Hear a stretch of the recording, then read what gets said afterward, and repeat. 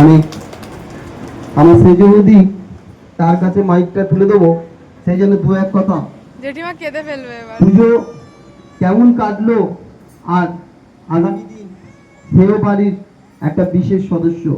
পুজো আমি কি বলবো আর, পুজো তো মানে পুজো আসলেই তো খুবই আনন্দ লাগে, না হলে মনে হয় যেন মানে কি একটা নেই।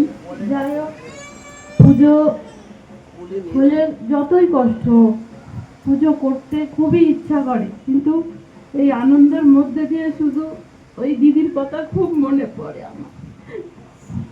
কাজ করি সব সময় তার কথা মনে পড়ে, কিন্তু কি করব,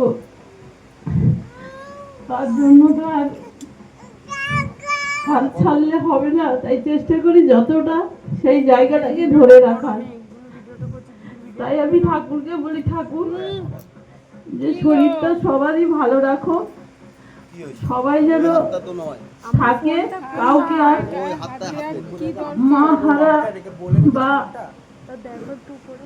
এরকম বাড়ির মধ্যে যেন কারোরই না হয়, কারণ সবাই যেন সুস্থ থাকে, ভালো থাকে, আর সবাই এই পুজোটাকে যেন এগিয়ে নিয়ে যায়, এটাই আমার লক্ষ্য।